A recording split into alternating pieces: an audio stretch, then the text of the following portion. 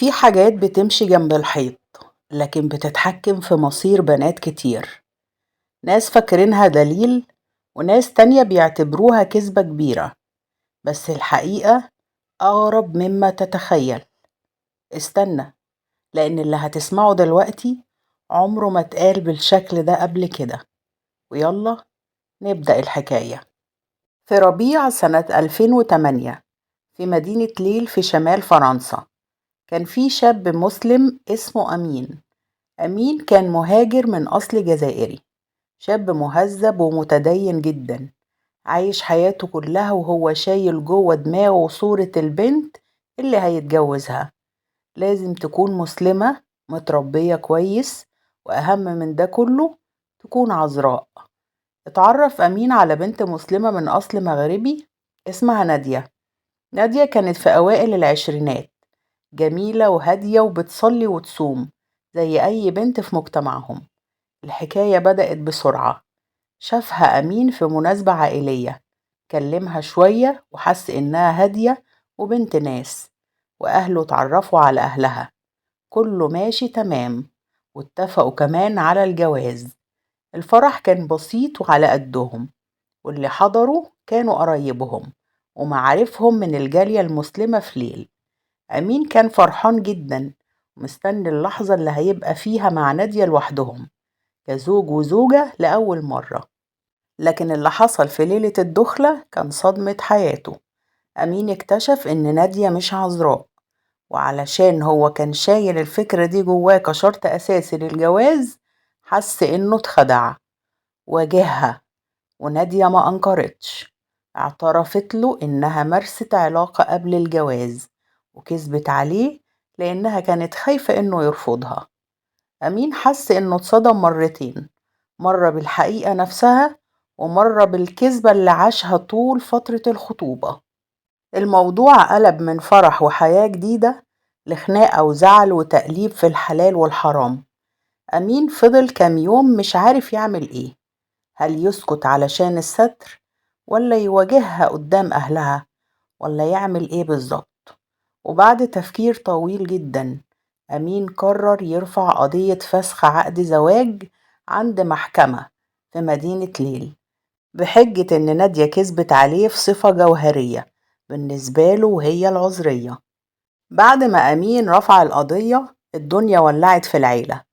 أهل نادية كانوا مصدومين وفي حالة خجل وكسوف رهيب، وأهل أمين كانوا شايفين إن ابنهم اتعرض لخديعة كبيرة، وإنه لازم ياخد حقه.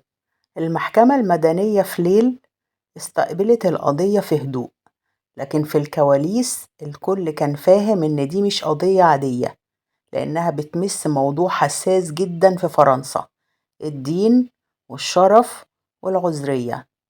أمين قدم للقاضي حجته بشكل واضح، قال إنه اتجوز نادية على أساس إنها قالت إنها عذراء، وإن ده كان بالنسبة له صفة جوهرية أساسية، وإنه لو كان عارف الحقيقة ما كانش هيكمل الجوازة دي أصلا.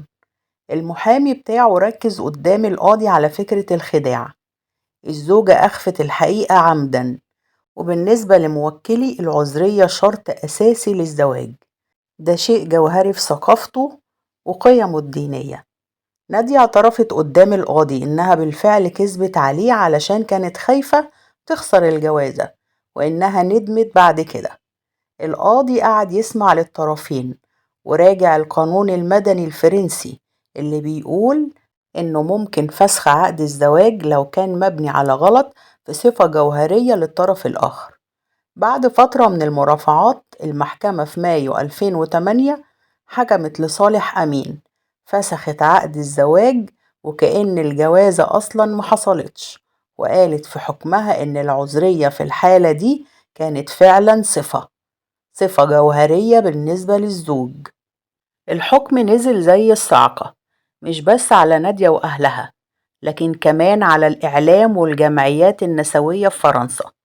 الناس اتقسمت نصين، في نص قال ده حقه الشرعي والقانوني، وناس تانية شافت إن ده خطر جدا وبيفتح الباب لأي راجل إنه يفسخ الجواز لأي سبب متعلق بجسد الست، وده ضد المساواة تماما.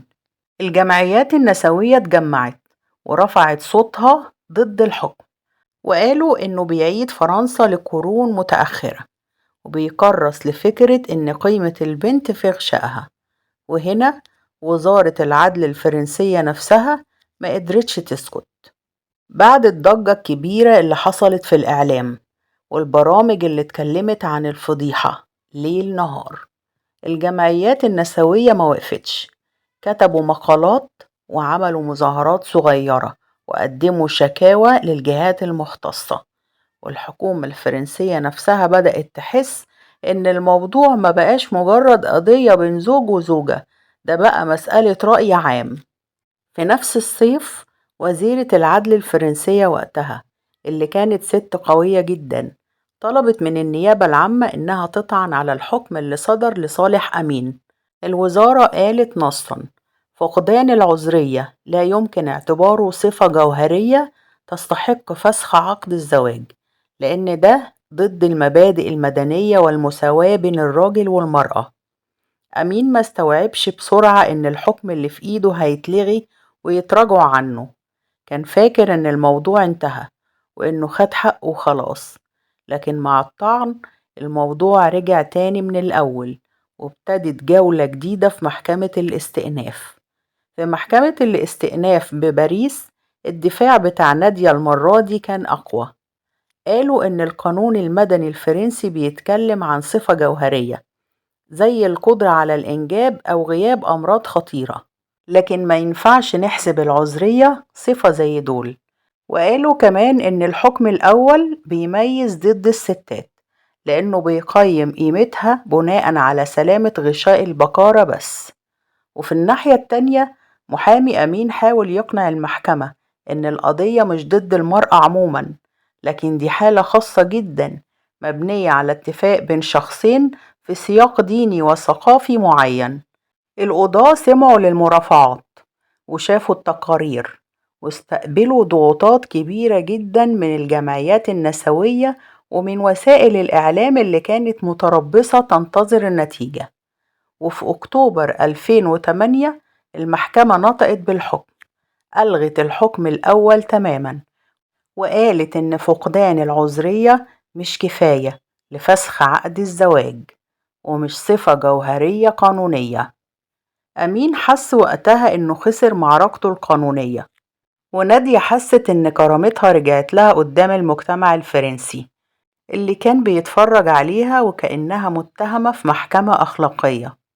لكن الحقيقة إن القضية ما خلصتش هنا، لأنها فتحت باب جدل ضخم حوالين فكرة العذرية والشرف والدين في بلد علماني زي فرنسا.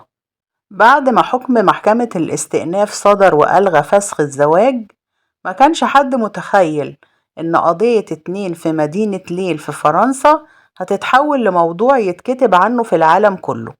لكن اللي حصل إن الإعلام الأوروبي والأمريكي دخل على الخط وابتدوا يسألوا نفس السؤال: هل العذرية صفة جوهرية في الزواج؟ وهل من حق أي زوج يفسخ الزواج علشان اكتشف إن مراته مش عذراء؟ وفي فرنسا نفسها ناس كتير ابتدوا يفكروا بشكل أعمق: إزاي بنت تضطر تكذب علشان تتجوز؟ وليه العذرية مهمة للدرجة دي عند بعض الناس؟ بالنسبة لأمين بعد ما الحكم التاني صدر واتلغى فسخ الزواج، كل واحد في القصة دي خرج من المحكمة شايل جرحه لوحده. أمين حس وقتها إنه اتكسر مرتين: مرة لما اكتشف إن مراته كذبت عليه في ليلة كان شايف إنها ليلة العمر، ومرة لما المجتمع كله اتهمه إنه متخلف ورجعي. أمين انسحب تماما من العيلة الكبيرة ومن الجالية، والناس قالت إنه بعدها بفترة ساب مدينة ليل في فرنسا وراح لمدينة تانية عشان يبدأ من جديد. أما نادية فكان الجروح عندها نوع تاني خالص. نادية في البداية فرحت جدا بالحكم التاني وحست إنه رجع لها شوية من كرامتها قدام الناس، لكن الحقيقة إن سمعتها كانت اتبهدلت في الجالية. بقت البنت اللي اتحكمت علشان مش عذراء، حتى البنات اللي في سنها بقوا يتحشوها، والستات الكبار بيبصولها بنظرات مليانة لوم وشفقة. نادية فضلت في بيت أهلها شهور طويلة، مش قادرة تنزل الشارع أو تروح أي تجمع، وبعد فترة بدأت تدور على شغل جديد بعيد عن المنطقة اللي عرفت فيها الناس حكايتها. الليلة اللي كانت المفروض تبقى ليلة فرحة اتحولت عندها لكابوس بيطاردها في كل مكان، في مرايتها وفي نظرات الناس وحتى في أحلامها. لو وصلتوا معانا لحد هنا اكتبولنا في التعليقات، في رأيكم هل كان من حق الزوج إنه يطلب فسخ العقد عشان الزوجة مش عذراء؟ ولو انتوا مكان الزوج كنتوا هتسامحوا ولا لأ؟ وهل شايفين إن العذرية فعلا حاجة جوهرية ولا المفروض ما يكونش ليها تأثير؟ ما تنسوش تشاركوا الفيديو مع حد حبيبكم عشان يشاركنا في التعليقات رأيه، وما تنسوش تشتركوا في القناة وتفعلوا الجرس عشان عندنا قصص تانية أغرب وأعمق مستنياكم. وشكرا جزيلا حبايب قلبي على وجودكم معايا لحد دلوقتي. شكرا جزيلا.